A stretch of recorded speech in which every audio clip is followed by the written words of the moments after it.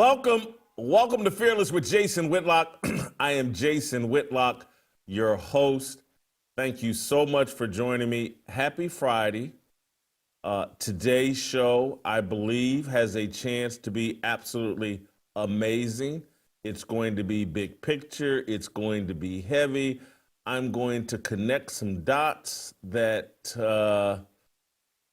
I hope I'm going to connect some dots that will make sense to you all. I'm going to connect. And I know many of you are like, come on, Whitlock, cut it out. I'm going to connect what's going on with Israel and Iran to what's going on with Stephen A. Smith and Tyrese Haliburton. Yeah, you don't adjust your YouTube, don't adjust your laptop, your cell phone.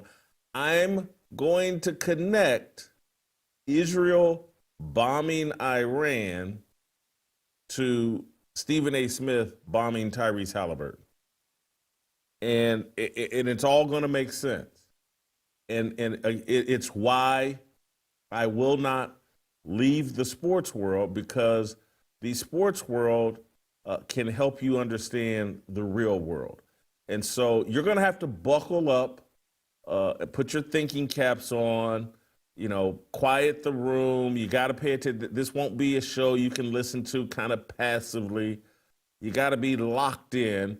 Hopefully I'm going to do this in about an hour, and then we'll transition to Steve Kim, the Korean co-sell, and we'll get his reaction to what I unpack in the first hour. And then there's some other sports topics I want to get to with Steve Kim, including Chris Sims suggesting that Patrick Mahomes is the fourth best quarterback in the NFL now. I found that interesting. Dak Prescott is saying his personal sanity depends on winning a championship. Jalen Hurts has consulted with Michael Jordan and Derek Jeter about repeating.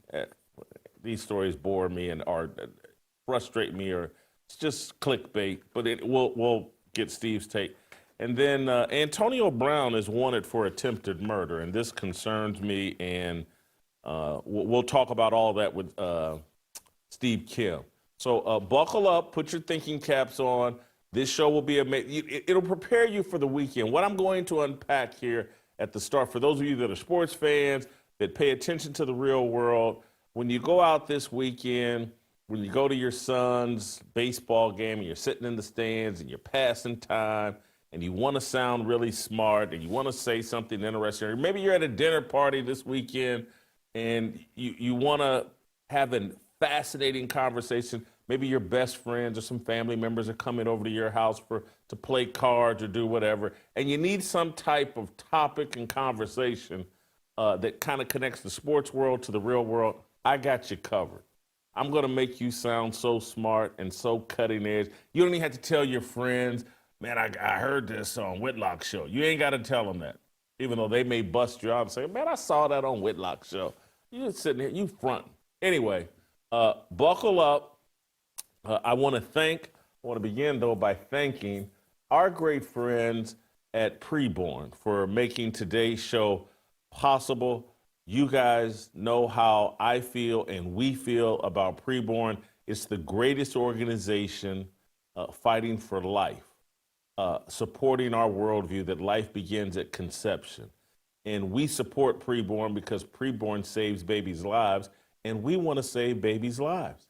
Preborn provides expectant mothers an ultrasound.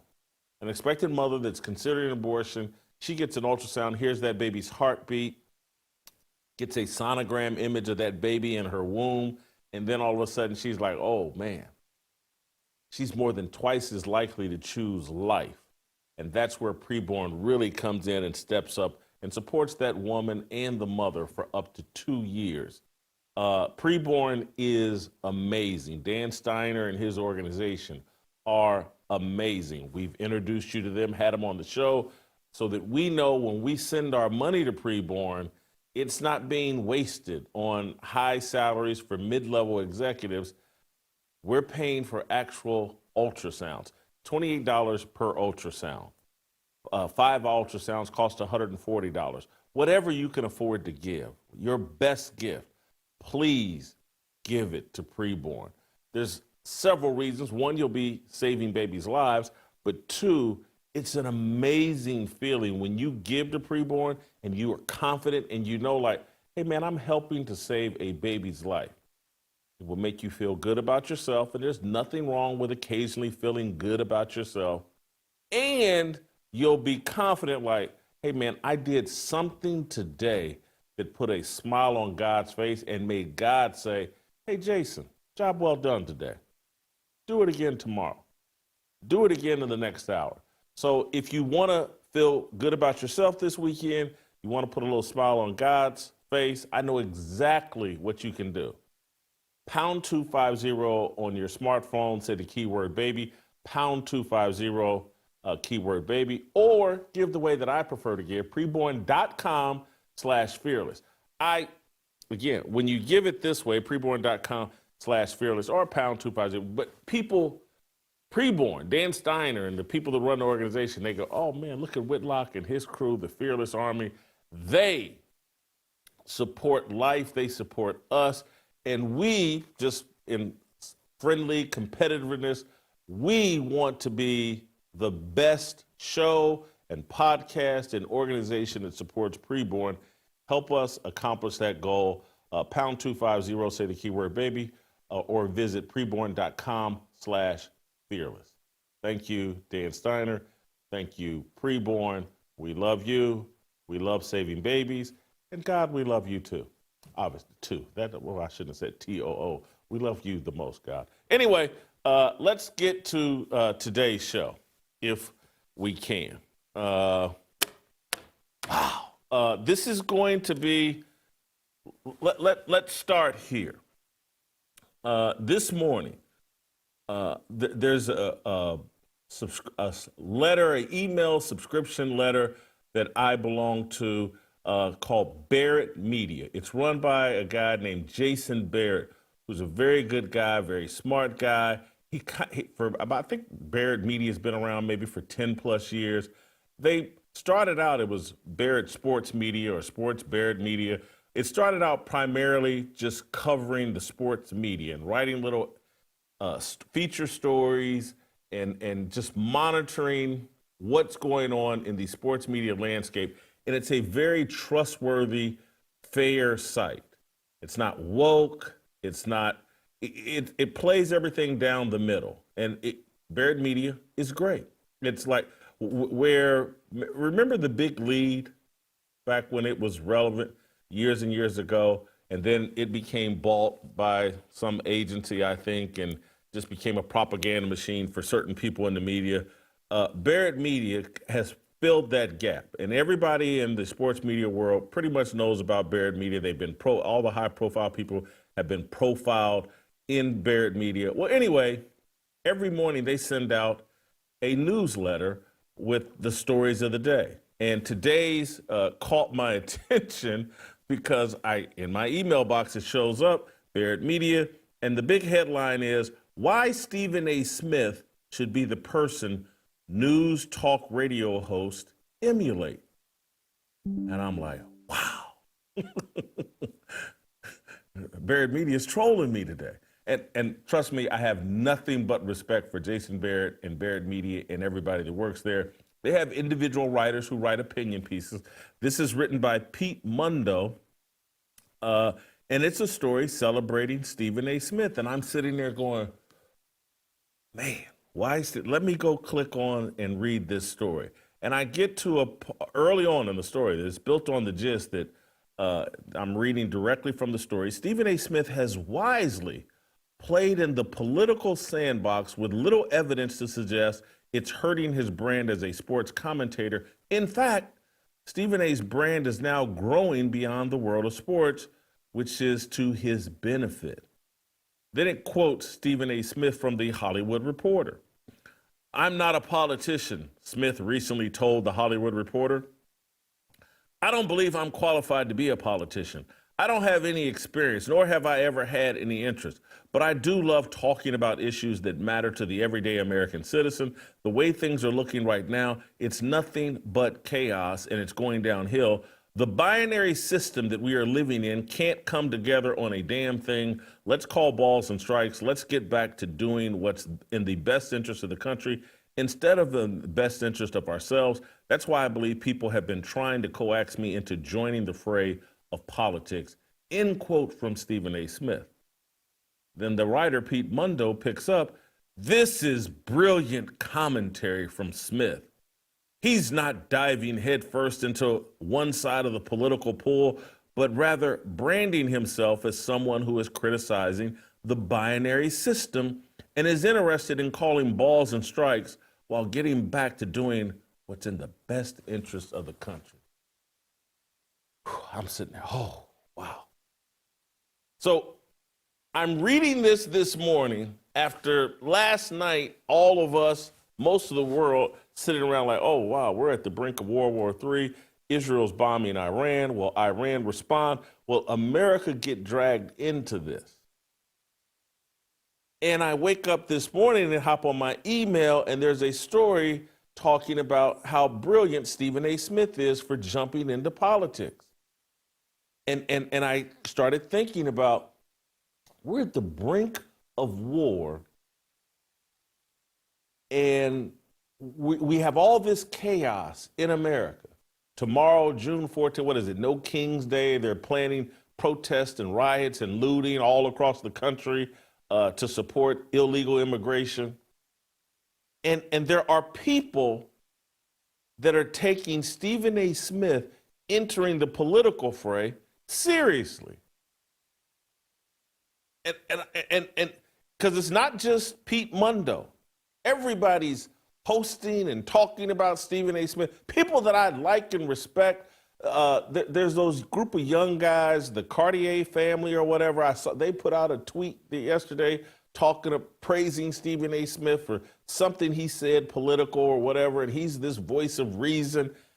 And I'm just, how did we get here where someone this fraudulent, such an imposter, could be being celebrated? A bona fide idiot, pathological liar. And this isn't me sitting here. I know somebody, oh, Whitlock, he's jealous of Stephen A. Smith. Stephen A. Smith, he's got the bag. He's making all this money. And Whitlock's just jealous. And he's got this obsession with Stephen A. Smith. It's not that. There are people that I dislike that I am more than willing to praise when they get things right. If Stephen A. Smith gets things right. But I just think it's dangerous. We're living in a time where American culture has been so dumbed down that someone as fraudulent as Stephen A. Smith could enter into politics after making a complete mess of sports commentary and being proven time and time and time again he knows nothing about sports. Now we've reached a place where it's so dumb in America that a bona fide idiot, pathological liar with obvious frauds passed off in his narrative background, we're all celebrating him entering into politics. And I think of the movie, what's it called, Idiocracy?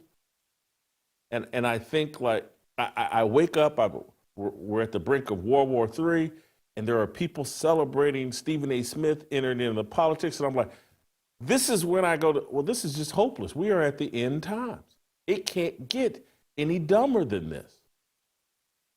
And so I scrolled past, eventually after I read the story, I scroll further down the email that Barrett Media put out this morning. And I stumbled across something that had never crossed my mind. I had no idea of the importance or the significance of June 13th to my own life. But I scroll down, and every day, Barrett Media puts out a list of this happened on this date. And the second or third thing I read is, On June 13th, 2015, ESPN fires Jason Whitlock from running the Undefeated while he's still with ESPN. And I'm like, so today is the 10-year anniversary of ESPN removing me from the Undefeated. And so it's that particular Stephen A. Smith headline provoked me to like, oh, wow, this is the 10-year anniversary of me getting dumped by the Undefeated. It's one of the lowest points in my career. And so the timing of, here we are promoting at the very top of this email, their number one story is everyone should emulate Stephen A. Smith. And then you scroll further down and say, hey, and this is the 10-year anniversary of ESPN turning away from Jason Whitlock. There's some symmetry. There's a message there that over the course of 10 years, things have been so dumbed down in American sports media and just in America, in the world, that, and I'm sorry for being this transparent and for, I'm sorry for appearing arrogant here with this next statement. But Barrett Media, a source that I trust, a website and a media outlet that I trust and like and admire, is celebrating the dumbest, most fraudulent sports media person of the last 30 to 40 years and saying everyone should emulate him on the 10-year anniversary, and I apologize for the errors, that the best and most accomplished, by the grace of God, not through me, I told you I'm an idiot, these are blessings from God, but the most accomplished, the best sports writer of the last 30 years, this is the 10-year anniversary of when ESPN completed its mission accomplished of trying to destroy that person, me. So the worst, most fraudulent person is being celebrated on the day that we remember that the best sports writer of that era gets eviscerated and removed from ESPN. And it made me go a cut deeper, and I'm about to bring the NBA Finals and Tyrese Haliburton and Stephen A. Smith into this. But it made me remember, like, there was a time when ESPN aspired to be the worldwide leader in sports. And there was a time when ESPN aspired to be the smartest media outlet in sports. And you have to be smart in order to be the worldwide leader. And so it made me think about, like, when I got rehired at ESPN, what were they doing then? They hired me. And this is in 2013. So this is before Keith Olbermann had completely destroyed his brand. But they had just rehired Keith Olbermann. They had just and this is before Nate Silver destroyed his brand. They had just made a deal with Nate Silver to bring 538 to ESPN.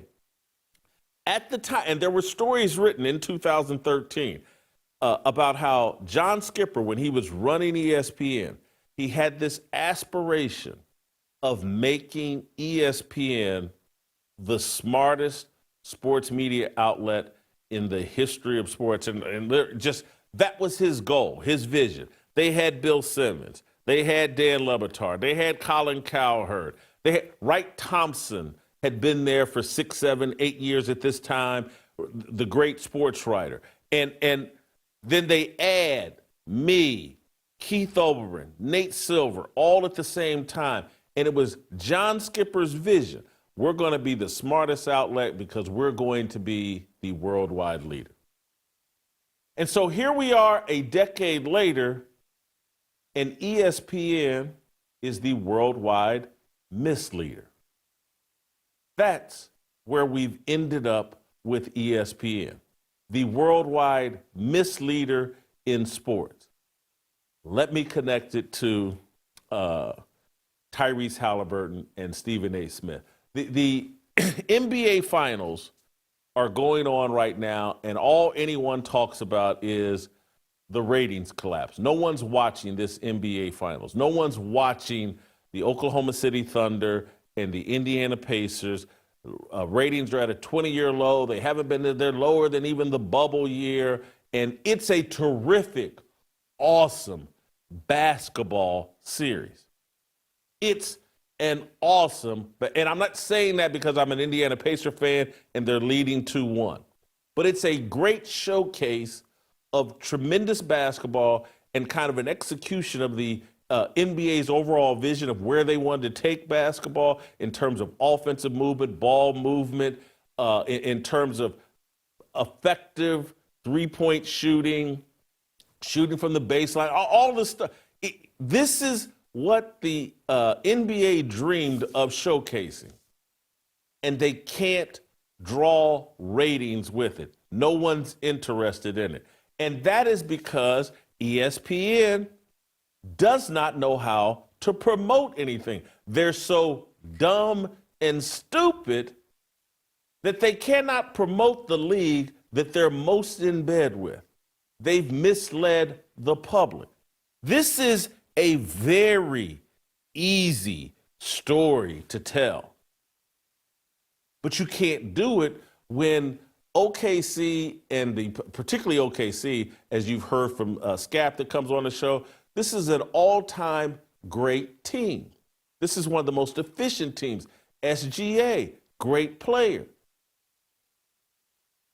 But ESPN has spent so much time focused in on promoting LeBron James and the Los Angeles Lakers and LeBron James' failed attempt to surpass Michael Jordan. And so they're trapped in the past. They're trapped in this 20-year storyline that, as I've told you previously, Skip Bayless and Stephen A. Smith milked. Is LeBron James going to surpass Michael Jordan? Who's the real GOAT? And this tearing down of LeBron James in order to protect Michael Jordan. All ESPN, they're not smart enough to build up their leagues and to celebrate the next generation of players. All they can do is pit those players against each other and tear down the players. They let Skip Bayless tear down LeBron James for TV ratings for years. And then Skip Bayless took that stick over to Fox Sports and continued it. And everybody watched Skip Bayless rise up to allegedly, or in reality, the most powerful man in sports media. And so how did Stephen A. Smith take that throne? By doing the exact same thing as Skip Bayless. Stephen A. Smith, not the athletes, sit atop the sports media world. Stephen A. Smith does, just as Skip Bayless did. It's not about celebrating the current athletes or even pushing them, guiding them in the proper direction. It's about tearing them down. And ESPN has torn down the number one product that it's in bed with, the National Basketball Association. Here is Charles Barkley calling out this year, like Kendrick Perkins and ESPN. And I like Kendrick Perkins. I want to be clear on that. Obviously, I like Charles Barkley. I want to be clear on that. But here's Charles Barkley properly complaining during this season like, hey, man, y'all keep focusing in on the Lakers and Luka Doncic and the Lakers this and LeBron that, and they're not really a factor. They're not a legitimate title contender. You're looking at OKC have this historic season. You're looking at the Cavaliers have this historic season. You're looking at, quietly, the Indiana Pacers turn themselves midway through the season into a championship caliber team and a great representation of where the NBA has gone. But when you're not smart, you can't be a worldwide leader. You can't tell the story of OKC. You're not in tune with what's going on with the Indiana Pacers and putting people ahead of the curve, all you can do is focus in, hey, man, we've been beating this LeBron James drum for 20 years. Let's do more of that, and hopefully I can get a contract like Skip Bayless once got or like Stephen A. Smith once got. It's the worldwide misleader, and Charles Barkley hasn't articulated it in the kind of detail that I have done just now and will do today, but this is what he was complaining about when he was criticizing Kendrick Perkins. Play the clip. I saw a fool idiot on TV talking about the Lakers saved the NBA. Save the NBA? Yeah. He's an idiot and a fool, but he know who he is. What's his name, Shaq? Which one you talking about? Kendrick Perkins. Oh. He said the Lakers, first of all, the Lakers have had a great 2 weeks. He said the Lakers saved the NBA season. That's because them fools on the other network, which we're going to be working for next year, that's all they talk about. Let me tell y'all something. Tell me something. And first of all, I want all the smoke. I don't whistle when I walk by the graveyard or anything like that. I don't whistle when I walk by the graveyard. Right. I like that. Hey, one. man, I'm stealing that one. The Lakers are doing great. Got a long way to go. But the reason the season's been going great for the Cleveland Cavaliers and the Oklahoma City Thunder. Y'all just want to talk about the Warriors and the Lakers. They're both doing great. Don't get me wrong. If I turn out to be wrong, I got no problem with that.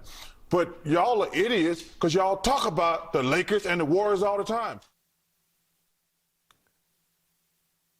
If you wonder what's the matter with the mainstream media, ESPN, things have been dumbed down to such a level. There's no vision. There's no one we can reliably trust in the legacy media or just even the people having success on YouTube that are calling themselves the independent media. Smart people and smart analysis have been devalued. We're being dumbed down so that we can have World War III, so that we can have chaos and organized riots across the country. ESPN isn't the only worldwide misleader. All of these outlets, from Fox News to MSNBC, to CNN, all of them, and to a lot of the so-called independent journalists that everybody celebrates, they're all there to mislead you. They're all there to dumb the conversation down. You can see it in the NBA. They have their best product that they've put out in years.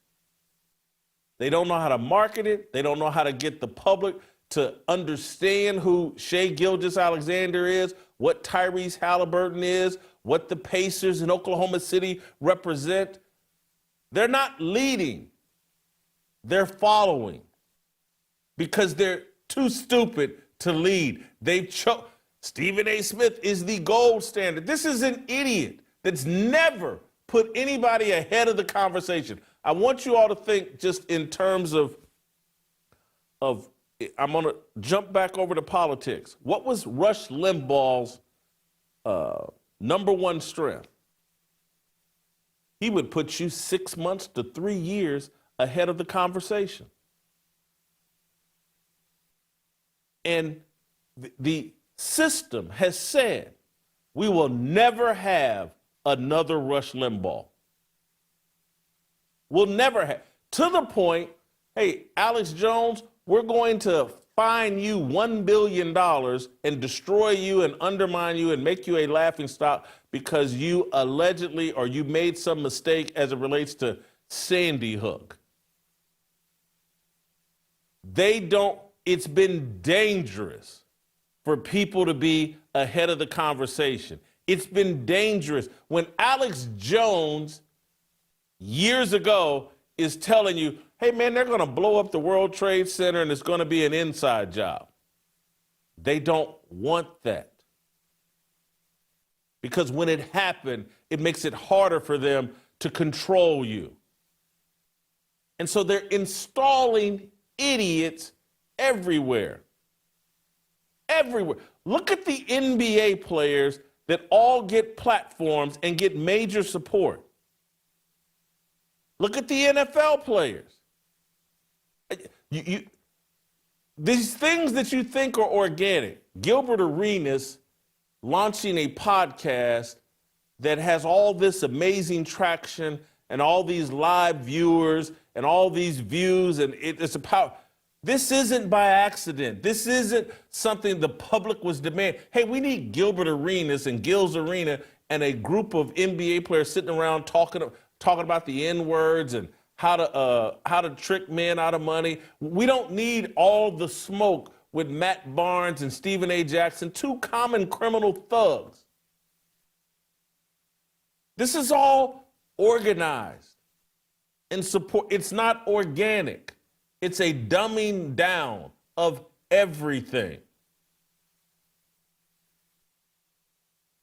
They don't want to be, no one wants to be the worldwide leader. Everybody wants to be a worldwide misleader. And I've seen it and experienced it and lived it in real time. This, I want to play you, and again, I'm telling you, I don't have a problem with Kendrick Perkins.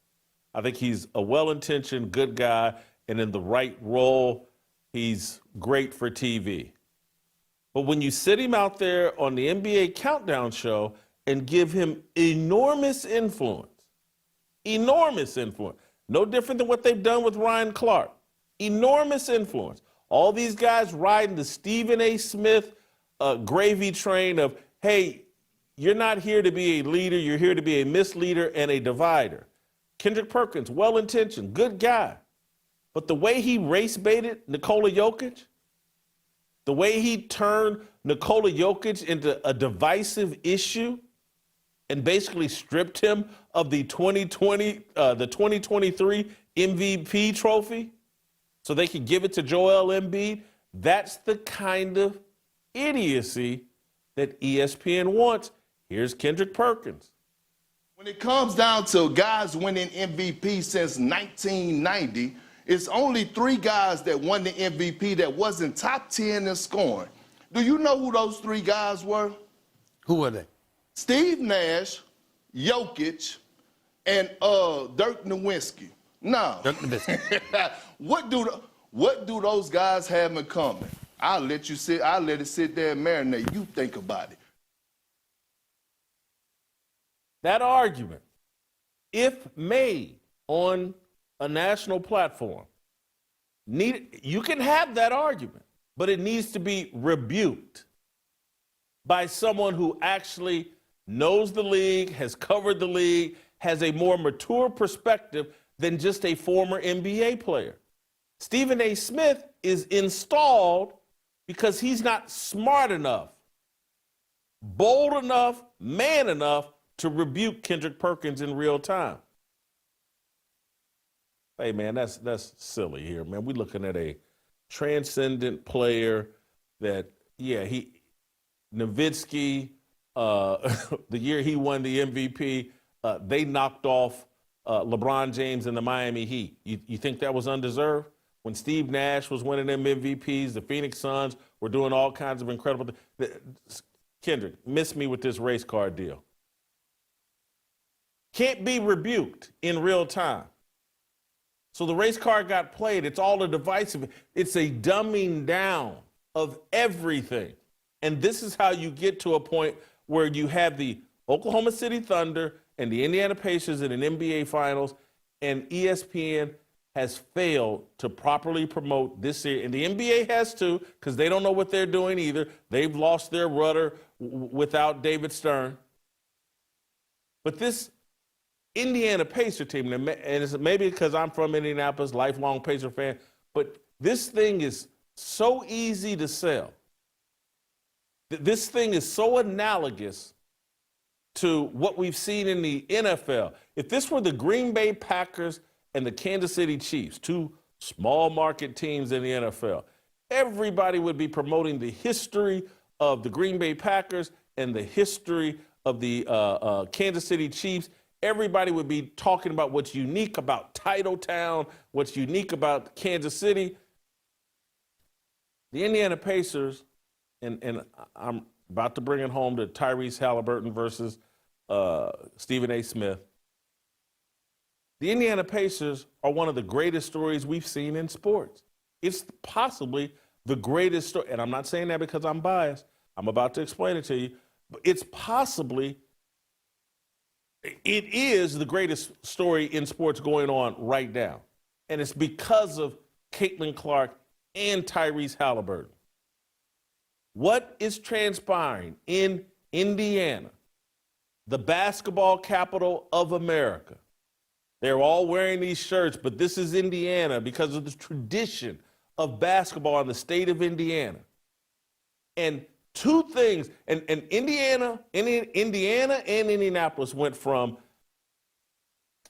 80 years of being the basketball capital of the world. Peyton Manning shows up in Indianapolis, and Peyton Manning shows up, and Bobby Knight exits Indiana University, gets fired, and Peyton Manning shows up, Bobby Knight leaves, and for a time, a 10, 20-year period, Indiana, the basketball state, became a football state because of Peyton Manning and because of Bobby Knight getting booted out at Indiana University. Well, now, two people have shown up from the state of Iowa, one from Iowa University and one from Iowa State University. Both of them wearing number 22 in college. And they just happened to show up in Indianapolis, Indiana, and they set the WNBA on fire with Caitlin Clark. Caitlin Clark showing up has helped Tyrese Haliburton transform himself into a superstar. And now you have this basketball revival in Indianapolis. This is the kind of story that Wright Thompson and Bill Simmons and people used to sink their teeth into, would sink their teeth into and help tell this incredible story and get the world fascinated by what's going on in the state of Indiana. And it wouldn't be after it happened. People would have anticipated because they started showing signs of this last WNBA season. You could see the friendship develop between Tyrese Haliburton and Caitlin Clark, the pairing. And now it's gone to the next level. This stuff would have been promoted, celebrated a year ago, and would have been the narrative and the storyline all going through this that would have fascinated sports fans. They don't know how to promote. They don't know how to be the worldwide leader. They have no interest in it. They're controlled by dummies. They've empowered dummies. Stephen A. Smith, I want to play you this clip let's start with Tyrese Haliburton. There's been this whole debate about whether or not he's a superstar or not. And so he took a little shot. He's having this great series. They're up 2-1. He hit the game winner in game 1, nearly had a triple-double in game 3. He took a little shot, unnamed shot at Stephen A. Smith. Play the clip. The commentary is always going to be what it is. You know, most of the time, the talking heads on the major platforms, I couldn't care less, honestly. Like, what do they really know about basketball? But I think as a group, you know, and watching film myself, seeing where I can get better is important. And, you know, I mean, at a time like this, I'm not really on social media as much. I try to stay off it as much as I can, but, you know, you see it, and, you know, ESPN might be on in my house, and there it is. And, you know, it is what it is. But I think just seeing where I can be better is the most important thing. That's him taking a shot. He don't know what he's talking about. He's talking about Stephen A. Smith. He's taking a shot at Stephen A. Smith and ESPN. They're too stupid to understand what's going on. And he's right. But here's Stephen A. Smith, instead of taking the high road, instead of taking the smart road, instead of taking the role that a journalist is supposed to take, Stephen A. Smith, because ESPN has turned into the worldwide misleader, ESPN has promoted Stephen A. Smith and made people believe that Stephen A. Smith is the real star of the NBA, that he's bigger than the athletes that he actually covers and talks about. That's why before game, here's Stephen A. walking into the arena. This is insanity. No one's watching the NBA for Stephen A. Smith. This is insanity. Here's Stephen A. Smith responding to Tyrese Haliburton yesterday. Oh, by the way, just in case he was talking about me, my brother, I'm not going away. No, you're not. I'm going to be here for a while. He said, read the news. I'm going to be here for a while. So next year, and the year after that, and the year after that, and the year after that, I'm going to be here. And players far more accomplished and far more superior have made their efforts trying to call me out. How has that worked out? Stephen A. Smith, he's a case of herpes, and he's correct. He's not going away. He will be plaguing the NBA for as long, however long this ESPN contract goes on. I don't want problems with these guys, but I'm just going to keep it. Did you see the set? Who was on the set? The Morris brothers. Co-signing, smiling, giggling, laughing, as some idiot pretends like he's a bigger deal and a bigger star than Tyrese Haliburton, the guy that right now he and Shai Gilgeous-Alexander are putting on this amazing NBA Finals. And two NBA players, former, I believe now, at least one of them may have been in the league this past year, the other wasn't. They're giggling and co-signing. Instead of someone having the ball, but they can't, because Stephen A. Smith will run them off the show if they're like, hey, man, cut it out. Tyrese Haliburton is a bigger deal than you, and ain't nobody here watching any of this for Stephen A. Smith. This show draws 450,000 viewers.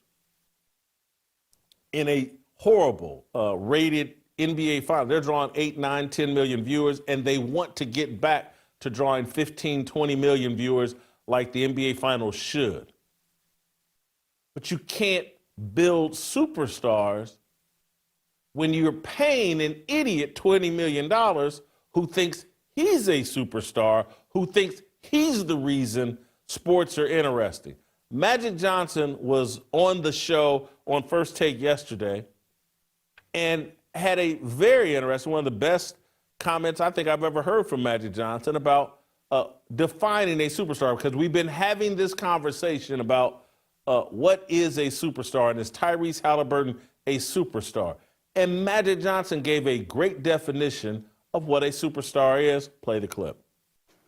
Define a superstar. A person who can go on the road and sell the building. There we go. That should be. It's a simple definition. Simple. I'm going to see that person, right? So you ain't talking skill on the court. That's it. You talk about draw. box office. Stephen A. You got to be box Magic's in office. town. You're going to the game. Yeah, a superstar got to say, man, or you running home from the office and saying, oh, I got to see him on TV, right?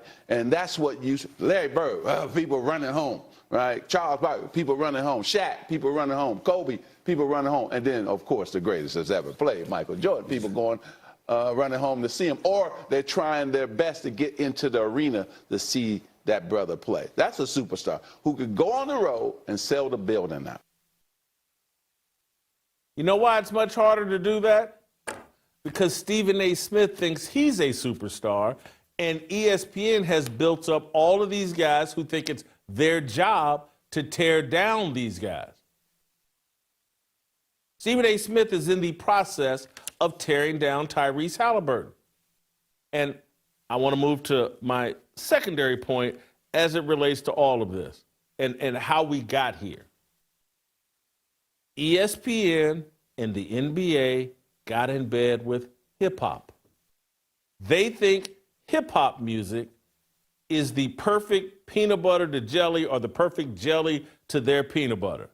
They think hip-hop and beef are the greatest thing. That's how you move the needle, with beef. The National Basketball Association has turned into the National Beef Association. And this all started with the manufactured beef between LeBron James and Michael Jordan, Skip Bayless and Stephen A. Smith. They used that gimmick, pitting LeBron James versus Michael Jordan. We had never seen this before. When Magic Johnson and Larry Bird entered the league in 1979, 1980, the NBA media, the media wasn't focused on, hey, Magic and Larry are here, but let's talk about Kareem and whether or not Kareem Abdul-Jabbar, is he better than Bill Russell and Wilt Chamberlain? They didn't focus on that. Kareem has been great. You're 4 or 5-time MVP at this time. It's been great, but these two new guys have shown up. We're going to lean into that. And when we've milked these two new guys, Magic and Larry, we're going to transition into Michael Jordan. And we're not going to spend all of our time. Is Michael Jordan, is he better than Magic and Larry? And every show is built around fomenting dissension and division between Michael Jordan fans and Magic and Larry fans. This is the worldwide leader in misleading people and dissension, the National Beef Association. Why do I connect it to the music that they've chosen? Because they have set their entire narrative around pitting people against each other. That's what rap does. That's why they invite rappers on. That's why they've misled and helped athletes think that rappers are the epitome of icons, that rappers are the epitome of black culture. And so they've rigged the entire thing to promote beef at every turn. Stephen A. Smith versus Tyrese Haliburton. You can even go over to the WNBA. What are they doing? They have a superstar in Caitlin Clark. Everybody wants to lean into, or particularly last year, some rigged up beef between Angel Reese and Caitlin Clark. And who should be the rookie of the year? And it's really close. No, they have a transcendent superstar in Caitlin Clark. The beef with Angel Reese doesn't elevate the WNBA or Caitlin Clark. It doesn't help the WNBA. It creates division. They've turned basketball into beef. This is insanity. And you wonder why they can't get people to watch the OKC Thunder and the Indiana Pacers. It's not that hard to understand. People are tired of the beef. Look at and again, it's a reflection or it's a leader of American society and global society at large. Everybody's promoting beef everywhere. Everybody's promoting division everywhere. Everybody's promoting racial idolatry everywhere. This whole racial thing, and he's the 5th black quarterback to win the Super Bowl. That's all done to promote division. It's the kind of art, when you are stupid, when you have nothing interesting to say, when you have no vision that extends beyond, 2 or 3 feet, when you can't do what Rush Limbaugh did, when you can't put people ahead of the conversation. The cheat code is, hey, just promote beef and just play the race card at every turn. And that's how Ryan Clark and Stephen A. Smith and occasionally Kendrick Perkins and all of these other guys in the media that aren't that smart, what do? They play the race card. They dumb every conversation down to race.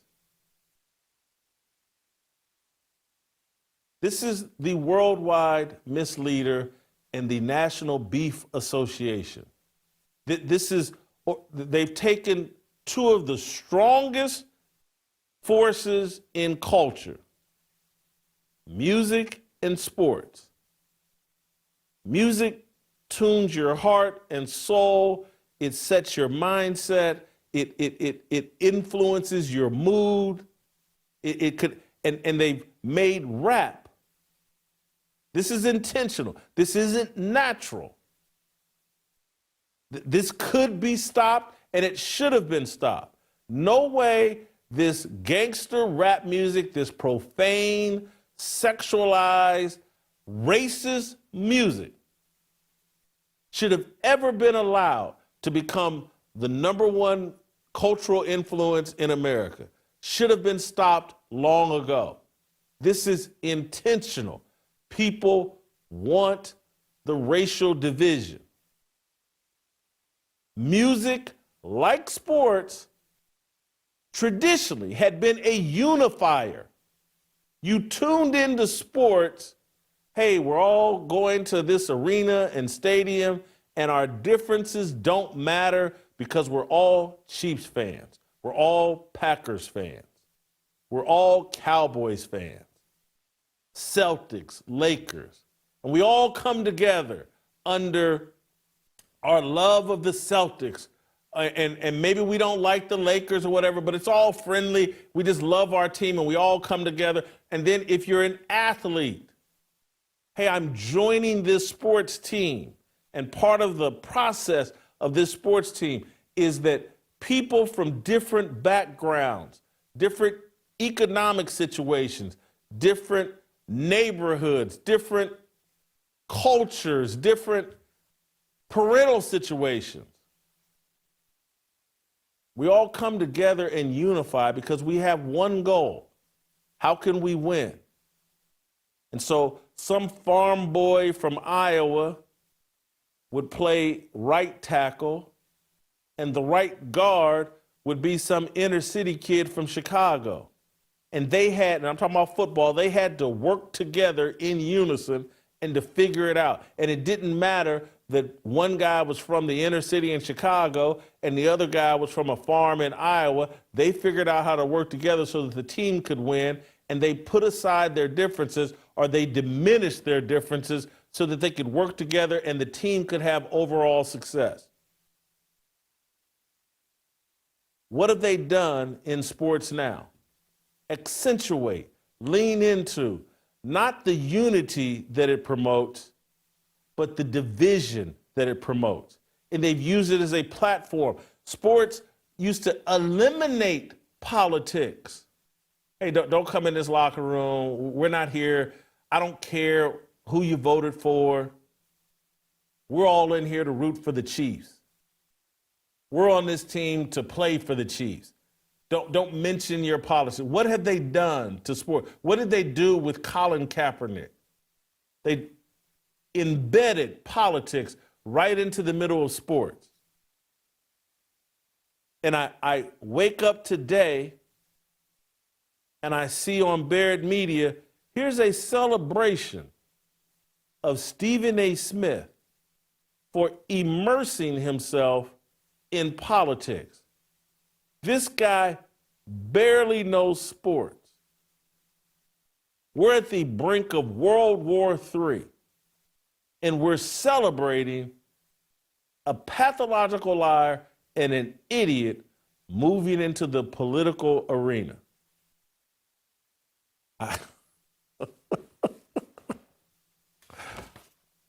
And this story is, and again, this is just a coincidence, and I apologize for the arrogance of it injecting myself into this narrative. But on the 10-year anniversary of, hey, we're going to fire Whitlock and turn the undefeated over to a group of idiots. And I apologize for being factual here. People will be offended. The undefeated hasn't done an important story since they've never, I think we published 3 stories during the time I was there. They haven't done a single story with the impact or the importance or the relevance of what we wrote about Charles Barkley or what we wrote about the Pacquiao-Mayweather fight.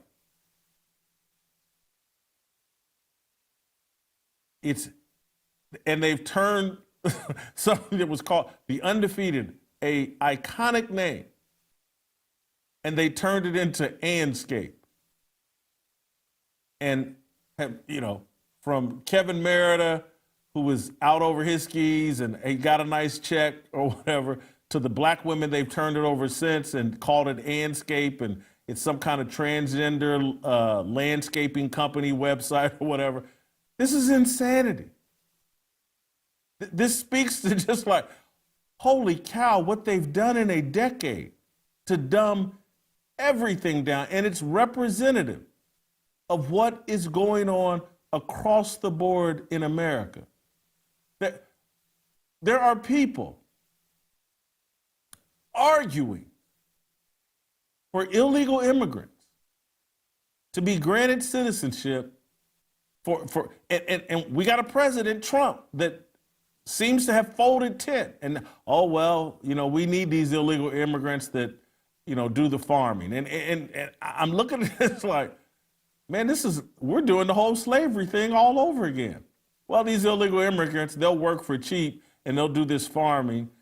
So we got to hold on to it. We can't kick them out of the country because, we need that cheap labor. Well, isn't that the slavery argument? Hey, we can't end slavery. We got to have this cheap labor to pick this cotton. So we can't have borders.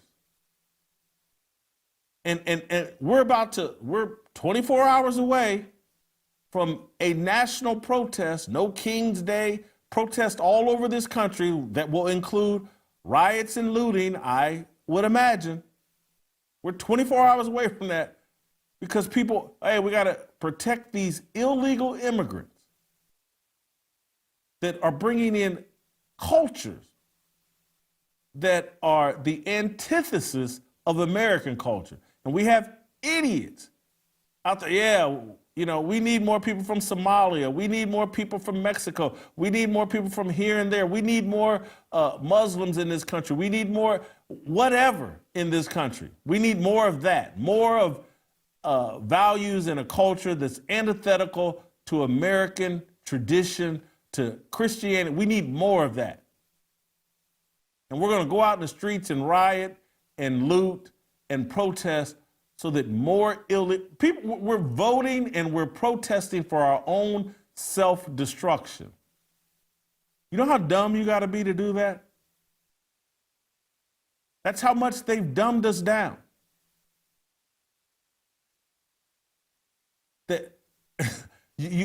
Basketball, invented by Naismith, this is the most American global sport. We invented basketball. It's a global phenomenon. Everybody on the planet, not everybody, but a high percentage of people on the planet touch a basketball at some point. And we can't promote it. We can't get Americans to watch it and like it when it's being played at its highest level in years. Because we want to promote beef and we want to pretend like Stephen A. Smith is more important than Tyrese Haliburton. A pathological liar, someone who lied about a basketball career, someone that was so retarded he got held back in 4th grade, and in 11th grade, a counselor laughed at the thought of him going to college, and the only way he could go to college, he had to leave New York and go down to Winston-Salem State, where if you had a heartbeat and less than 2 felonies on your criminal record, they had to let you in. I'm just sorry, I'm keeping it real. I'm not trying to offend you Winston-Salem State graduates, but it wasn't hard, and it's not hard to get into Winston-Salem State. But that's who we're celebrating. Jason Barrett, people at Barrett Media, love you guys, but Pete Mundo, why Stephen A. Smith should be the person news talk radio hosts emulate. Israel's dropping bombs on Iran. It could lead to a nuclear war, and we need more Stephen A. Smith covering politics and talking about politics and running for president. This is very wise. I don't know what to do. I don't know. I'm going to stop here and bring in our guy, Steve Kim, so we can get on with the rest of the show. We'll get Steve Kim's reaction to what I've unpacked here, and then we'll talk about a few other things. Did I miss anything? I think I covered what I wanted to cover. Before we get to Steve Kim, I want to remind you the greatest thing you can do, if you like what I just did today, if you like how I take world issues and interpret them through the lens of sports. And I try to do it boldly and fearlessly and without an agenda. No one's paying me. No one's got a battery in my back. I don't have puppet strings on. I'm only trying to be loyal to you and trying to put you ahead of the conversation the way Rush Limbaugh used to do and the way the media used to take pride or satisfaction in putting people ahead of the conversation. If you like it and you want to support it and you want more of it, go to fearlessmission.com, become a subscriber. You can get $30 off your annual subscription by using the promo code DAD30. This would be a great gift for your father on Father's Day weekend. DAD30. Go to fearlessmission.com, use the promo code DAD30, $30 off your annual subscription. I need you to do it. You got to support what we're doing here if you like what we're doing here, even if you hate it, but you know it's what's best for you. All right, Steve Kim, Korean Cosell. Next.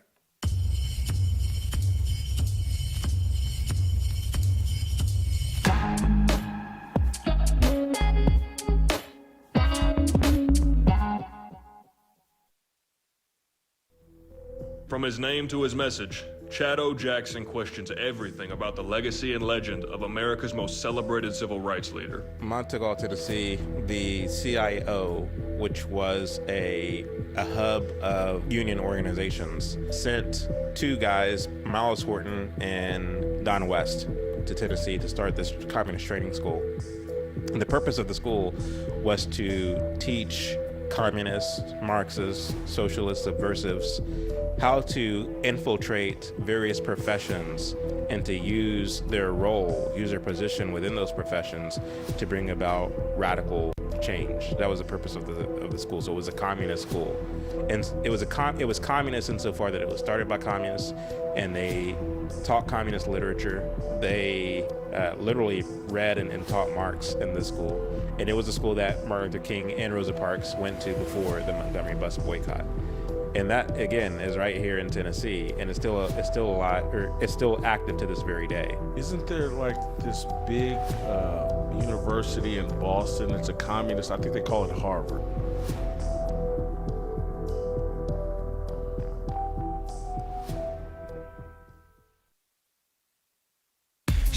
모두 다 빨리 박수 쳐 기다리지 말고 서둘러 reason that I'm back is to feed you raps I see that you are 배불러 so fly. All right, welcome back. Time for Steve Kim. Steve, I've argued on the 10-year anniversary of me getting fired from the Undefeated that I'm not surprised that 10 years later, Barrett Media and other people are celebrating Stephen A. Smith's move into politics. Steve, I don't even know if I have a great question other than your reaction to my fire starter to start the show off today. Pick up wherever. I don't know. I don't have a great question. Just want your reaction. Yeah. So from undefeated to unimportant and eventually unread. I kind of take this back to my childhood about ESPN. I remember in its heyday, and I am a child of the 80s. I think I've told you this many times before, but I remember the programming on that network and the tenor and the tone. And the one show that I watched every single day, basically, it was on, alongside SportsCenter, was Roy Firestone's 30-minute interview show. It was called Sports Look and Up Close. And it was intelligent. It was insightful. Even if the athletes I didn't even know who they were. I felt like, wow, this is worth watching. I'm going to stick around. I'm going to learn something. I actually think subconsciously the way I interview, I think has absolutely been shaped by Roy Firestone just through osmosis and consistency in watching him. But I felt like, wow, this is really intelligent. And even as a young kid, I really felt like, oh, this is entertaining and educational. And somewhere along the way, it veered off. You know, and at the turn of the century, we had PTI, and look what they had. And then sports reporters. I watched that right around the same time. Didn't watch it all the time, but I watched it enough to appreciate it. And now to see what it's come down to, it's been dumbed down. The whole network has been dumbed down. It's almost like what I would call the libertardization of that network. It was all this woke DEI, woe is me. You know, again, when you lower the bar for somebody, you eventually lower it for anybody. And I'm going to relate it to this. There are certain states where they are now saying no standardized tests. They're saying we're not going to even look at grade point averages. We're not going to even test people at all. Everyone's just going to pass. And really, you do things to placate one group of people, but the impact is on everybody. And that is what happened to ESPN programming and eventually the impact on its audience. Steve, what do you think of Stephen A. basically going after Tyrese Haliburton instead of taking the high road, inviting this beef or, you know, wagging a finger at Tyrese Haliburton? I'm going to be here, blah, blah. He thinks he's bigger than the actual league. Well, when his employer shows him coming into the arena, sauntering in, strutting inside the venue like he's a player, I've never seen anything like it. I'm just like, you know, he's not going to score a point. He's not going to shoot a shot. He's not going to grab one rebound. But when you have that much focus on him, maybe he does believe he is not bigger than the league, but one of the pillars. But think about this. We've all, you bring up hip-hop. We've all known about the rap beefs. They've gotten very dangerous. Hip-hop has become a blood sport, right? But in a more innocent time, when it was LL against Kool Moe Dee, you didn't see Fab Five Freddy interjecting himself, saying, I'm bigger than both of them, and I'm going to get inside the beef.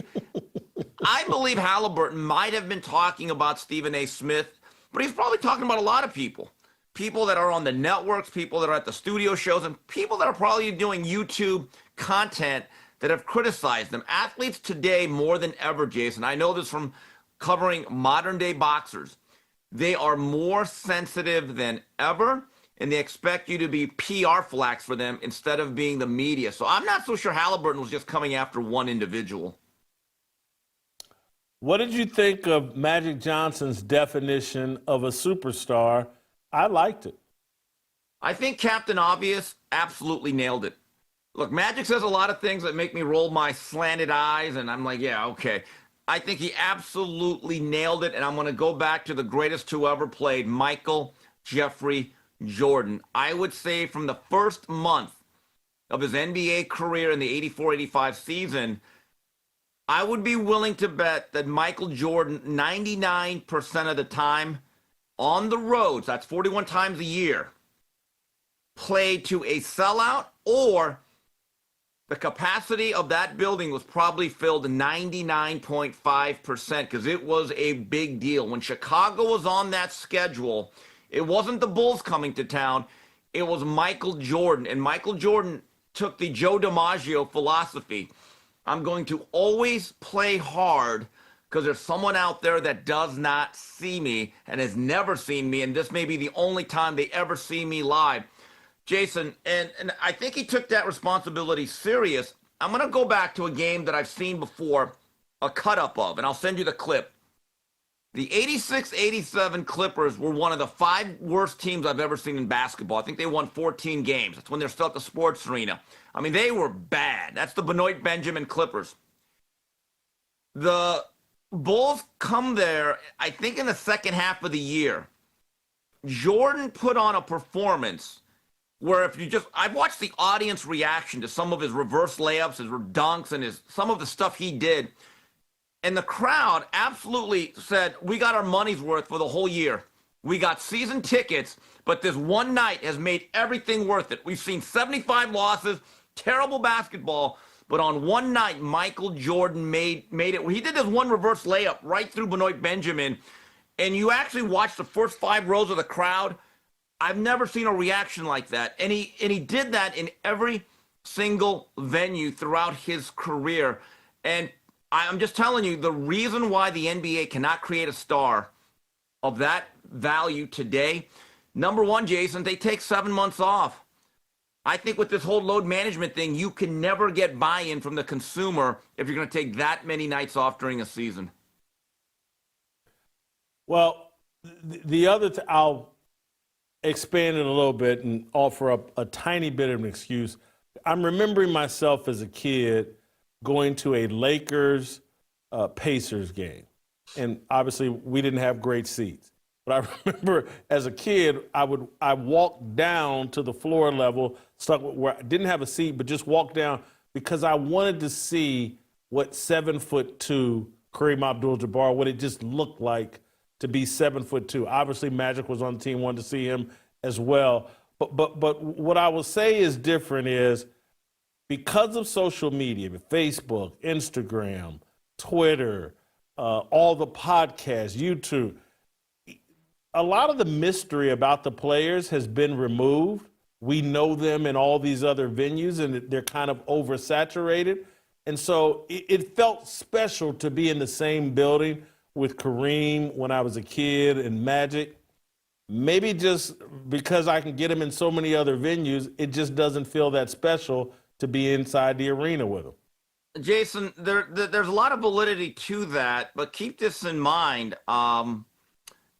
There was a value to every regular season game in that era.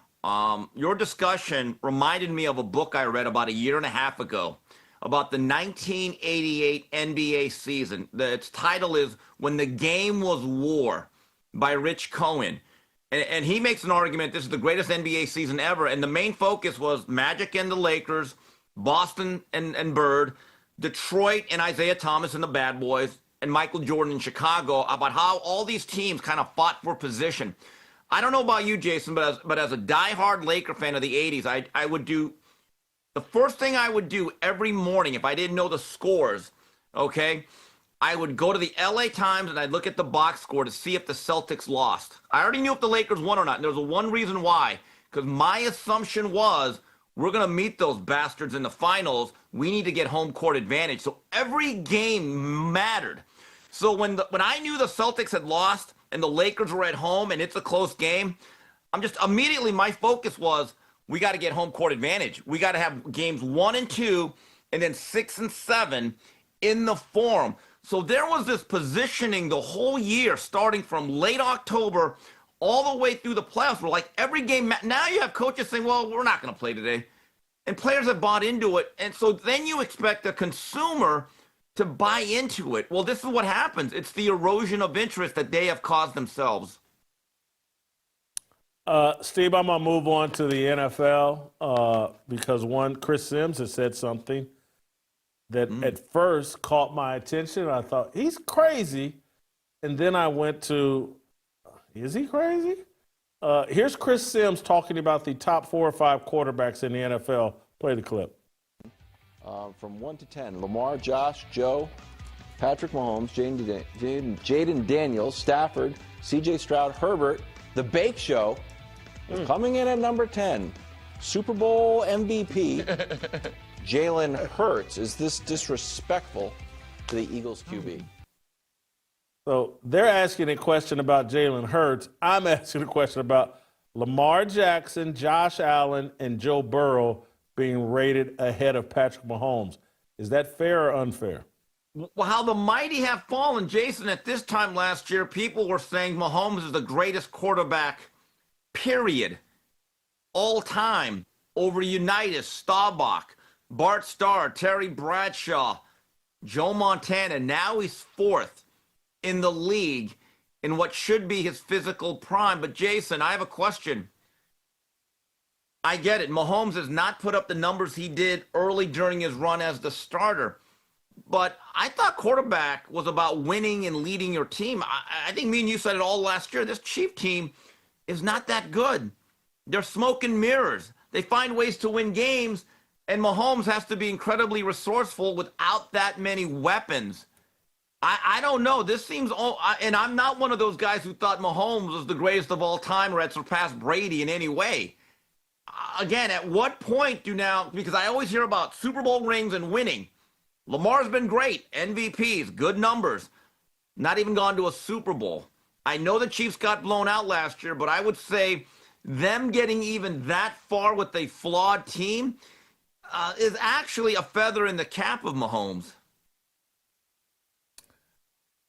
I'm going to start with my initial thought was like, this is a disrespect, and Patrick Mahomes should still be ranked number one. Then I went to, no, he shouldn't. They struggled. Their offense has been struggling. And I know they don't have all the pieces around him, and Travis Kelce's getting old. And then I went to, how's Josh Allen not ranked number one? Why is Lamar Jackson ranked ahead of him? Josh Allen is the reigning MVP, and I think at this point, he should be considered the best quarterback in the NFL. So I think his whole list is, I would have probably gone Josh Allen 1, Lamar 2, Mahomes 3, Burrow 4.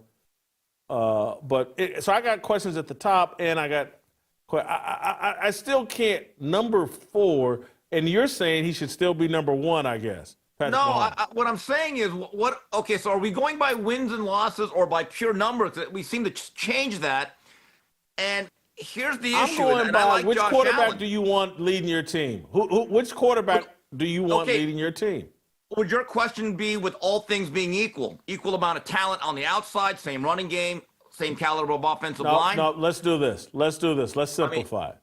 You're doing an NFL draft today, and everybody's available. Which quarterback do you take first? Joe Burrow.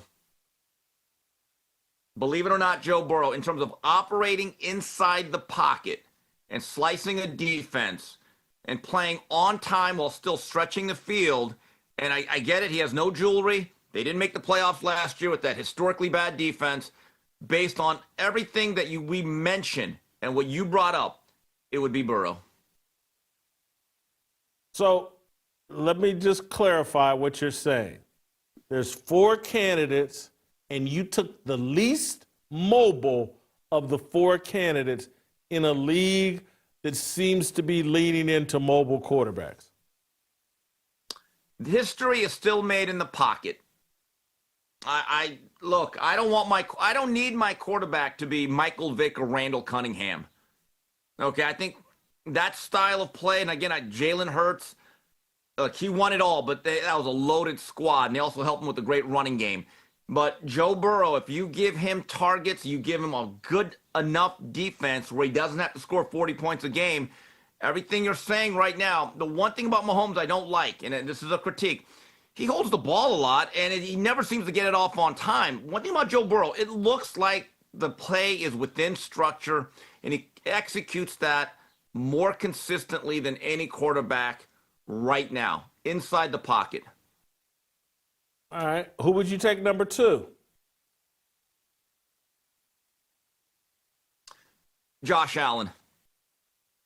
Josh Allen, if you gave him better wideouts and a little bit more speed outside, I like his size. He's got the requisite athleticism if you care about that. And then number 3,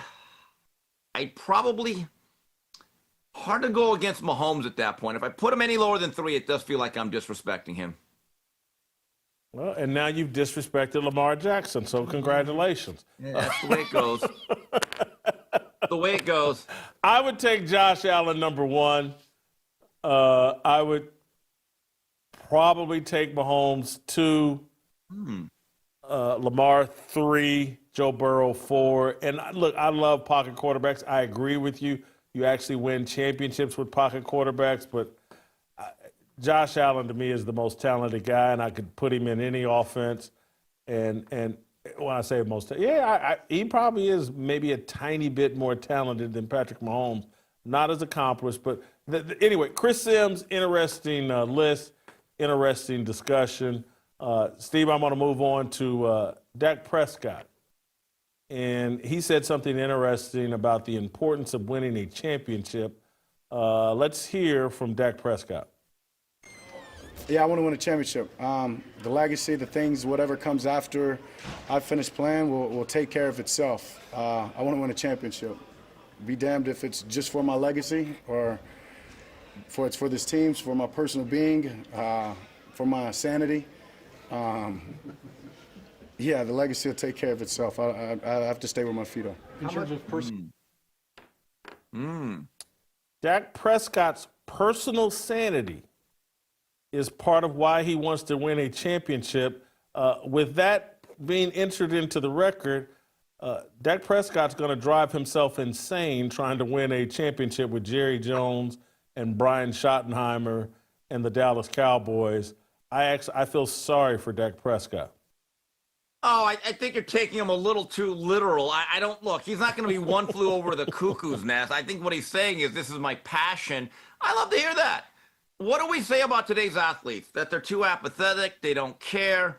He cares. I think that's what he's saying. And I respect the fact that a franchise quarterback who's made a lot of money, doesn't have to make another dime to live very well, is saying, hey, I want to accomplish great things here. That's the last thing that's missing, really, from his legacy. He's been in the MVP race, hasn't won it. He's won a lot of games, led team to playoffs. To be considered, Whitlock, a great Dallas quarterback, that means Roger Staubach, and that means Troy Aikman. You got to bring home a Lombardi. Remember Danny White? Danny White was an excellent quarterback post-Staubach. Excellent. Took them very close, right to the precipice. I think 3 NFC championship games, couldn't get over the hump, but he's not considered a great because he couldn't get the Lombardi home. Dandy Don Meredith, same thing. Tony Romo, same thing. This is Prescott saying, I want to join Troy and Staubach. Well, couldn't he say, I want to join Tom Brady and move to another team and away from the insanity of Dallas? Now, Brian Schottenheimer, my head coach, if I were Dak Prescott and winning a championship was most important, wouldn't you want to leave Dallas? Maybe you would, but Jason, how many other franchises are called America's team? We can say what we want. There is something special about having that star on your helmet. There is, with all the lunacy of Jerry Jones. And by the way, that Netflix series in August, that's going to be a must-watch. There's a lot of cities where you can be a big name. You win in Dallas, you're the biggest name. Steve, I think you got nostalgia. I think it's been 30 years since the Cowboys were, I think you got nostalgia. And I think I'm a little suspicious of this Netflix documentary. And there's a easy reason why. I'm looking at all this promotion, and I saw Deion Sanders, I saw Emmitt Smith, I saw Michael Irvin, maybe Aikman, and I saw Jerry Jones. I was like, they're doing it. Where's Jimmy Johnson? There was no Dallas dynasty without Jimmy Johnson. What are we doing here? You can really tell this story without Jason. This whole thing looks like a puff piece. But you know what? Yes. I'm a big enough guy to admit I enjoy a puff piece too, okay? I love documentaries about the 70s, 80s, 90s, maybe early 2000s, and I get the sense, and I've been told, I think Jerry Jones had something to do with this. So you know it's going to be very, very favorable to him. But as I tweeted yesterday, I am curious to see how they handle that chapter and that man. Because if you ever go to Dallas or you talk to Cowboy fans, Jimmy Johnson is revered. Right now, Jerry Jones is becoming more and more reviled. So I'm curious. I'm just in the marketing of a documentary about the Dallas Cowboys and that dynasty. You know, Jimmy Johnson has to be centered in that. You got Deion. Didn't Deion Sanders have a cup of coffee in Dallas? Well, hold on. He came there in 95, and he played there till about 98, 99. So he had a coffee and a lunch, and he had a drink afterwards. It wasn't just a cup of coffee. Come on, Jason. He was there about 4.5 How many 5. championships did he win? 2 championships with them? Just one. It was 95. Just one. It was 95. It was 95. Yeah. And yeah, now I want to see if Jerry Jones admits running off Jimmy was a huge mistake, and will he admit it? Jason, I'll never forget, because I ended up watching it a couple years ago. I never thought they would break up, because I was a naive kid. Bob Costas interviews both Jerry and Jimmy sitting right next to each other during the Super Bowl Sunday coverage. And Bob Costas throws Jimmy Johnson a lob. He says, well, Coach Johnson, do you respect Jerry's football knowledge? Now, most people that want to keep their jobs would say, yes, I love Jerry Jones. He knows a lot about football. Jimmy just leans back and he goes, well, Jerry knows football like an owner. I mean, but does he know it like a coach? No. I was like, oh, my God.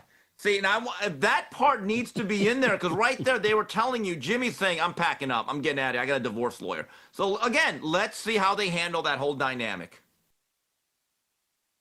Steve, I'm going to move on to the Eagles and Jalen Hurts. We don't have to spend a lot of time on this. I just find it interesting. Jalen Hurts says he consulted with Michael Jordan and Derek Jeter about repeating as a champion. Let's play the clip.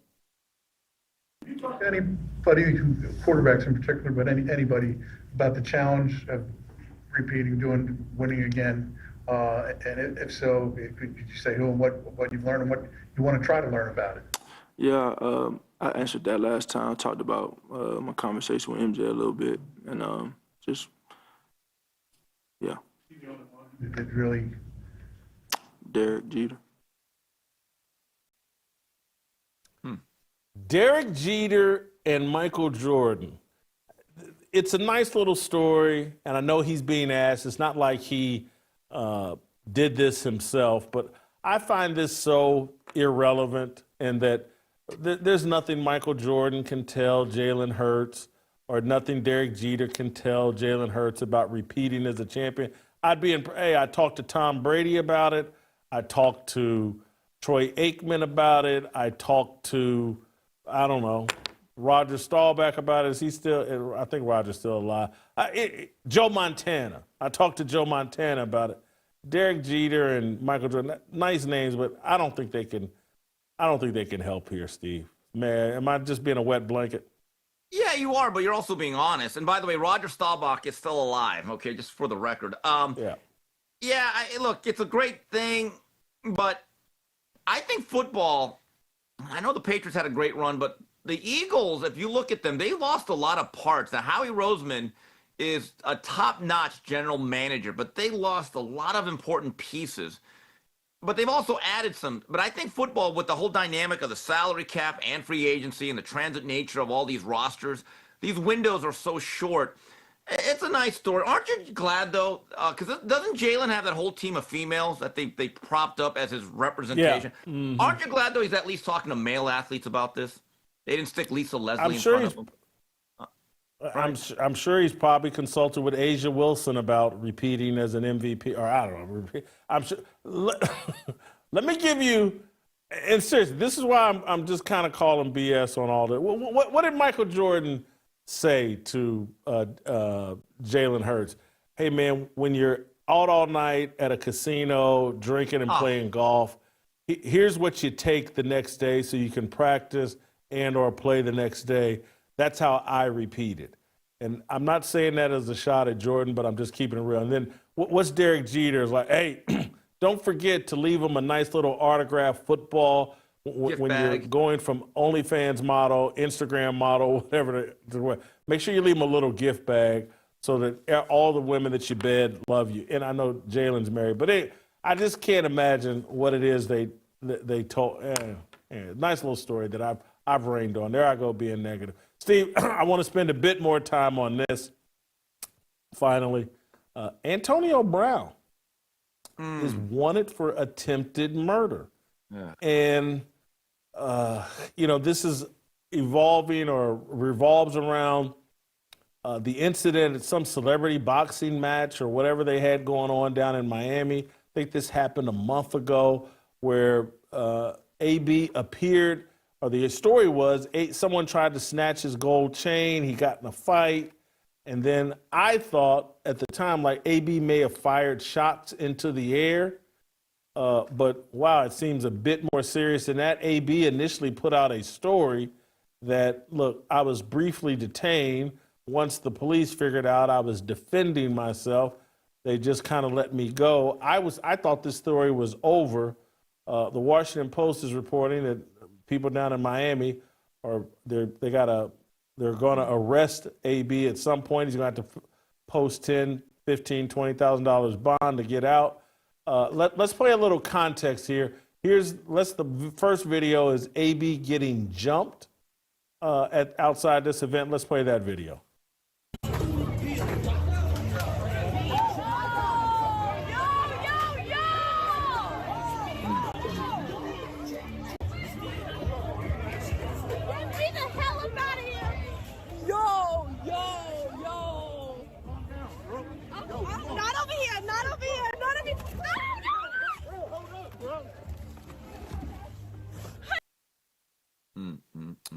Not sure what all these videos say AB getting jumped. Do we have the video of AB appearing to run after the guys with the gun and then the shots fired? Do we have that video? Someone give me a thumbs up or play that video if we have it. Back up! Oh, that's a video. Him getting jumped again. Who's that? Here. Oh, sorry.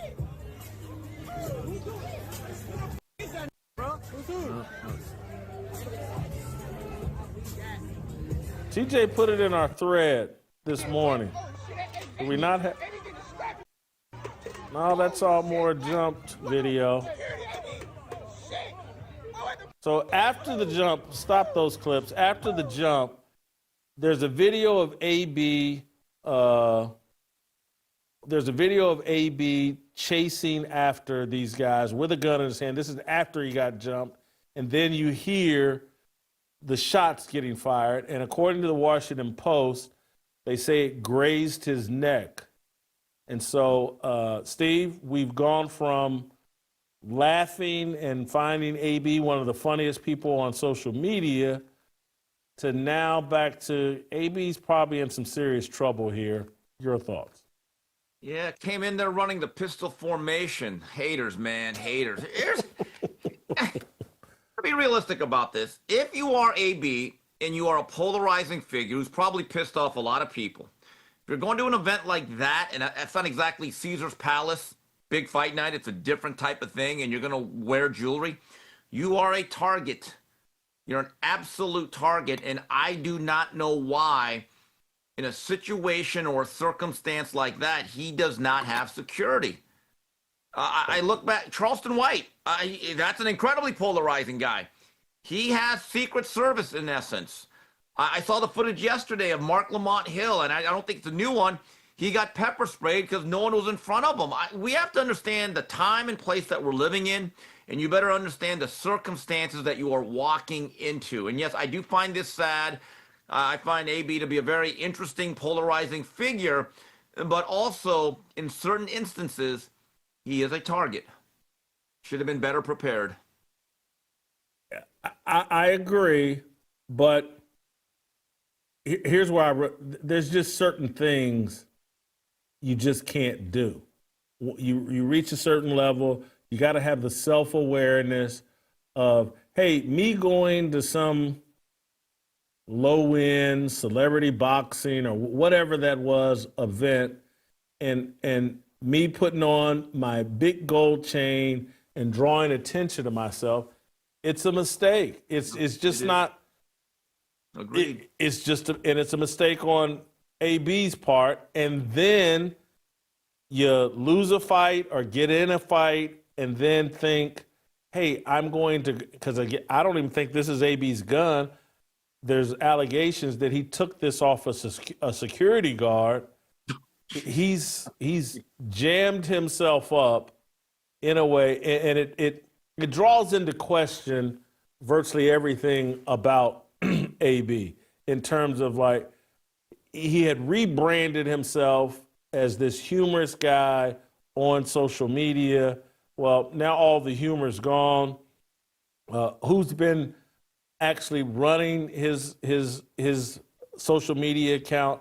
I've been sympathetic, remain sympathetic to AB, but at the end of the day, AB, you brought this drama on yourself. You've been flirting with this type of collapse or blow up for a long time. There's been, he beat up some guy that was delivering furniture, or allegations, disputes with women, all this. It was eventually going to end this way if AB didn't change his personal life behavior. And so I think he's got real problems here. I'm sure he was shooting at another black guy. And so, he'll probably get a very light sentence, but he is going to get in some trouble. So, just keeping it real. He took the gun from a security guard or a police officer, and then he ran after the person to have the bullets go. So that truly is like the run and shoot offense. But again, going back to making yourself a target, I'm waiting for one of these guys to wear a big chain and with a pendant that says, "Rob me." Because that's in essence what you are inviting in certain circumstances. Again, know your circumstances and the environment you're in. That is the advice from Uncle Kimster right there. And Steve, I'm going to let you go. I got a final thought on this, but I'm going to let you go. Have a great weekend. Great job as always. We got about, but I got my final thought on this is, and I've said this for years, and I can remember I first started making money. I bought myself a big gold chain, wore it twice, never wore it again. But one of the things that ran through my mind years ago was just like, do I really want to be carrying myself to nightclubs or wherever I was socializing and making sure I was drawing attention to myself? Hey, I'm wealthy, I'm wealthy, I'm wealthy. And shoving that down people's faces. It's a mistake. And so that's what's made me, and again, I'm older than AB, but back away from jewelry. Used to wear a diamond earring, probably cost $10,000, $12,000. Got some pretty expensive watches. Virtually never wear them anymore. I don't want people to look at me and say, hey, that guy's wealthy. And has nothing to do with being protection. That has more to do with, I finally figured out, like, hey, man, being wealthy is not all that it's cracked up to be. It actually makes it a lot harder to be obedient to God. And so I try to present myself in the most humble way possible so that I create a mindset in my own head of like, I'm not special. And when I see people put on all these big gold chains and jewelry and all this, they want to convey to the world and to themselves that they're special, they're elite. It's a mistake. Once you get in that mindset, man, don't you know I got $200,000 worth of jewelry on? That's how you end up grabbing a gun. How dare these people jump and attack me? Don't they know who I am? I'm going to connect it to all the way to the beginning of the show. And this is what frustrates me.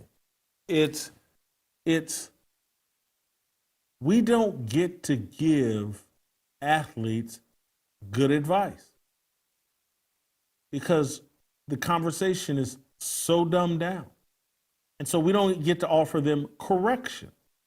Again, there's a difference between taking a pot shot at Tyrese Haliburton and sitting on there, fronting on the air like, you can't touch me, I'm this, I'm that, and saying, hey, Tyrese Haliburton, let's say your dad, hey, you can't have your dad on the court the way that he was trolling Giannis Antetokounmpo. There's a difference between, hey, LeBron, someone got shot on the grounds of your school, you've said nothing, you should say something about it.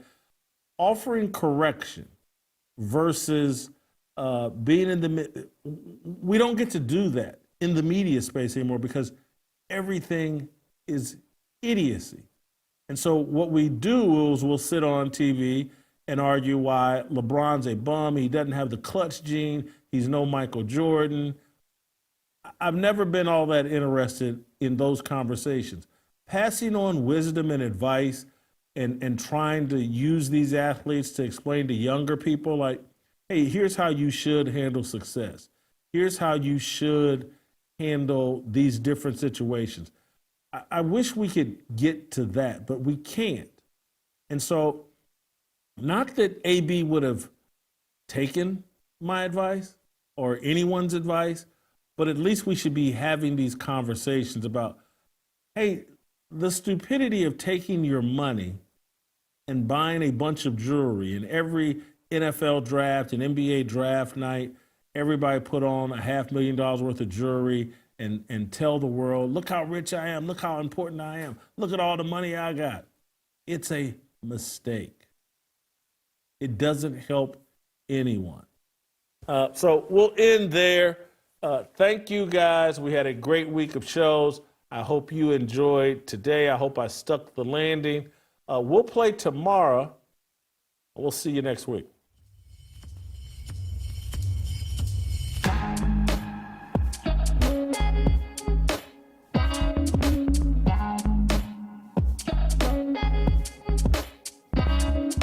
Waiting for the countdown, coming off the breakdown, standing in line for freedom. Looking for a breakout, feeling like a standoff, nothing in life like freedom. Came like a fighter, striking like a ladder, making all these moves for freedom.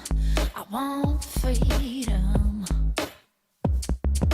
No negotiation, my sister, no relation. We all just wanna have freedom. Sitting on a corner, never been alone. I'm breaking my back for freedom. Blessed, we are living, get back. We are receiving, no deceiving. We all wanna be free.